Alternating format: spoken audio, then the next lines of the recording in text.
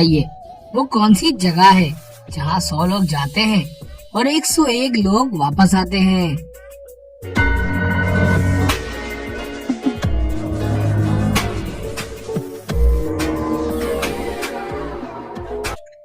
जवाब है वो जगह है बारात। चलिए बताइए वो कौन सी चीज है जो पानी पीते ही मर जाती है।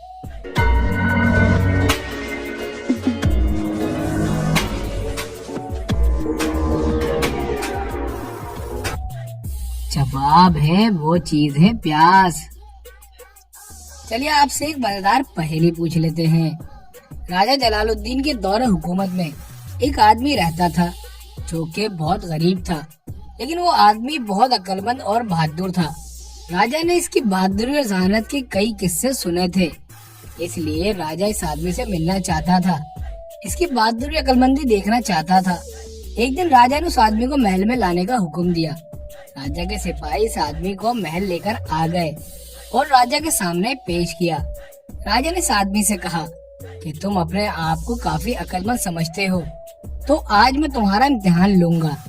अगर तुम इस इम्तिहान में पास हो गए तो मैं तुम्हें इतनी सारी दौलत दूंगा कि तुम्हारी गरीबी फौरन से दूर हो जाएगी। और ऐसा कहकर राजा ने अपने सिपाहियों से कहा कि इसको जेल में बंद कर दिया जाए और कहा कि मैं देखता हूँ कि तुम इस जेल से कैसे बाहर आते हो। जेल के अंदर पानी से भरी हुई बाल्टी है और इस बाल्टी के अंदर इसके दरवाजे की चाबी रखी हुई है, यानी तुम्हारी आजादी। तुमको ज्यादा कुछ करने की जरूरत नहीं, बस इस बाल्टी से चाबी को निकाल कर बाहर आना है। लेकिन एक शर्त है, तुमको चाबी को अपने हाथ से निकालना है, लेकिन पानी को हाथ लगाए बगैर, और पानी को फेंकना भी नहीं है। राजा की तमाम शराइत के बावजूद इस आदमी ने ऐसा करके भी दिखा दिया और जेल से बाहर भी आ गया। तो सब आपको बताना यह है कि इस आदमी ने इस इम्तिहान को कैसे करके दिखाया होगा। इसका आंसर थोड़ा मुश्किल है, लेकिन इतना भी नहीं कि आप इसको हल ना कर सके, बस आपको कुछ अलग सोचना होगा।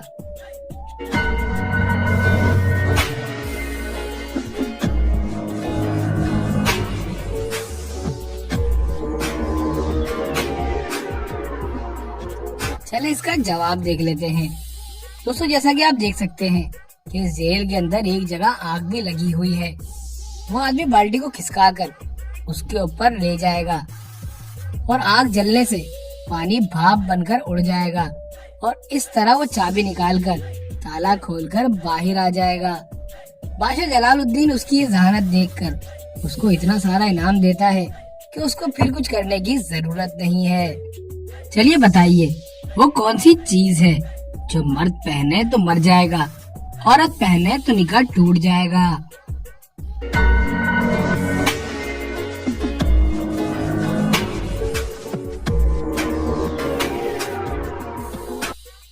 जवाब है वो चीज है कफन। चलिए बताइए वो कौन सी चीज है जिसका अपना कोई घर नहीं, लेकिन उसे हर इंसान अपने घर में खुशी से जगह देता है।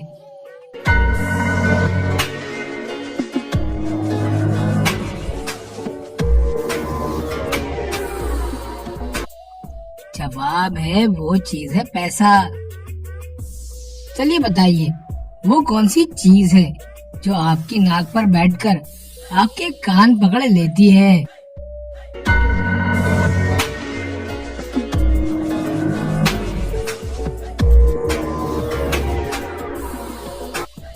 जवाब है ऐनक। चलिए बताइए वो कौन सी चीज है जिसे हम एक बार देखने के बाद दोबारा नहीं देख सकते।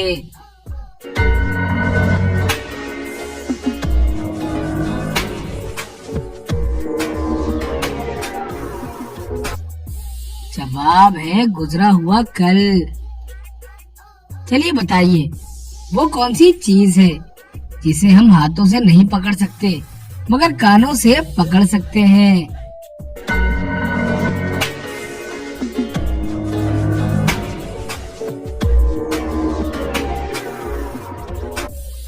जवाब है वो चीज है आवाज। चलिए बताइए वो कौन सी चीज है जिसे छत से फेंको तो कुछ नहीं होता पानी में डालो तो मर जाती है।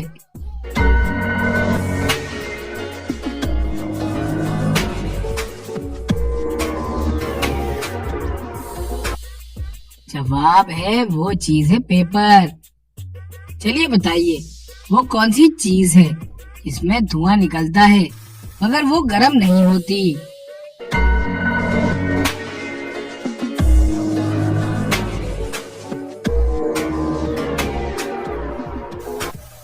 जवाब है वो चीज है बर्फ। चलिए बताइए वो कौन सा जानवर है जिसका गोश्त खाना हलाल है, गोश्त बेचना हराम है।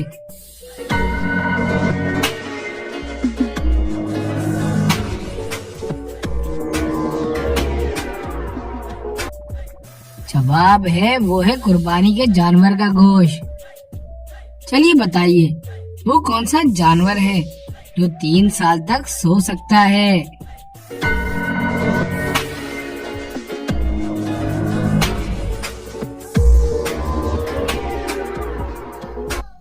जवाब है वो जानवर है स्नेल जो तकरीबन 3 साल तक सो सकता है।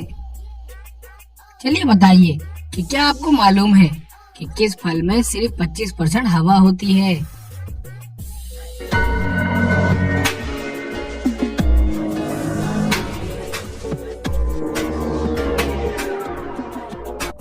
जवाब है वो फल है सेब। चलिए बताइए कि क्या आपको मालूम है कि वो क्या है जिसे डूबता देखकर कोई बचाने नहीं आता।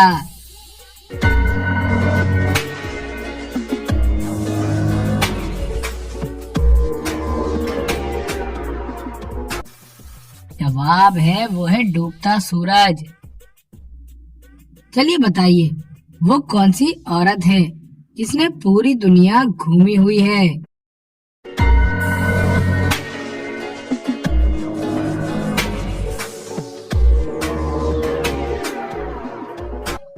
जवाब है वो औरत है लेक्सी एल्फोर्ड।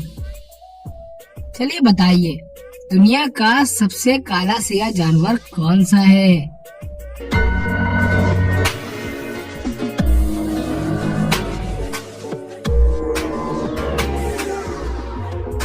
जवाब है वो जानवर है वोगल कॉप।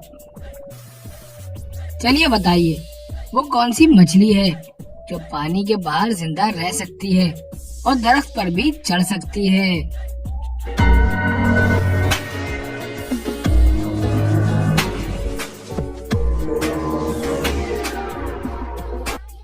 जवाब है वो मछली है मड स्कीपर जो पानी के बाहर भी जिंदा रहती है और दरख्त पर भी चढ़ सकती है। चलिए बताइए कि क्या आपको मालूम है दुनिया में कितनी दौलत मौजूद है।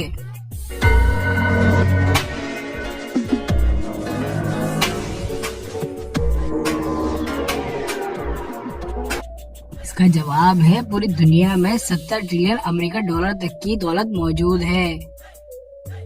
चलिए बताइए कि वो कौन सा जानवर है इसका खाना हम चुरा कर खाते हैं।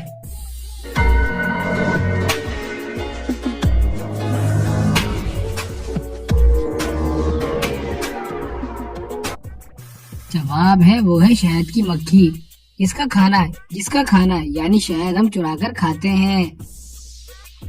चलिए लफ्जों को तरतीब देकर पाकिस्तान के शहर का नाम बताइए।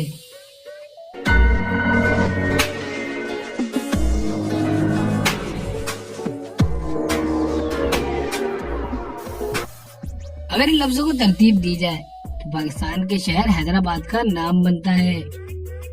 चलिए इन लफ्जों को तरतीब देकर मुल्क का नाम बताएं।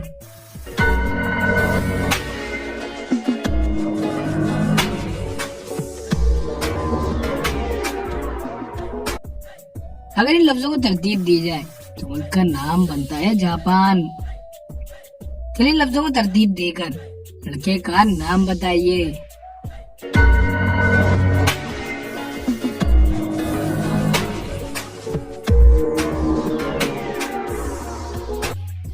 अगर इन लफ्जों को तरतीब दी जाए तो लड़के का नाम बनता है रोहान। चलिए बताइए कि क्या आपको मालूम है औरत का वो कौन सा काम है जो मर्द के बिना नहीं हो सकता है?